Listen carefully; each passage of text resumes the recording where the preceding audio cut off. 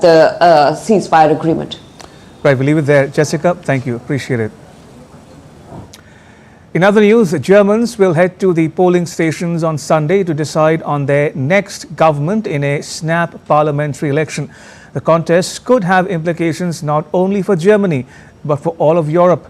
There's hope across Europe that this vote will bring stability to the EU's largest democracy and economy, which is grappling with a prolonged recession.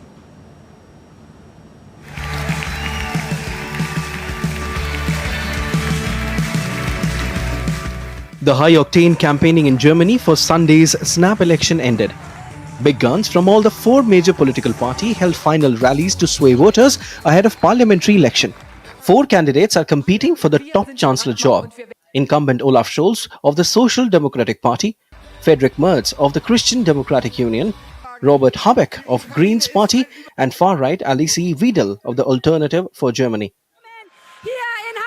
During the election campaign, Green Party lead candidate Robert Habeck said that the country must not be allowed to be torn apart or to forget the climate. I can only say that if the Greens are not in government or have no chance of negotiation for the government, then there will be no climate protection. Then there will be no social justice. Then there will be no progress for Europe. We make the difference. Meanwhile, Conservative frontrunner Friedrich Merz told supporters that under his leadership, Germany would take responsibility in Europe. The most important task of the next federal government and the person who heads this federal government will be to once again vigorously fulfill Germany's responsibility in the European Union. Under no circumstances can things remain as they are now. We must and we will change that. Sunday's vote comes at a time of upheaval for Europe as US President Donald Trump has ended a united Western stance on the Ukraine conflict by reaching out to Russia. While German Chancellor Olaf Scholz said that his country was committed to a strong Europe and criticized the American transactional approach to politics. A favorite word in American politics is transactional.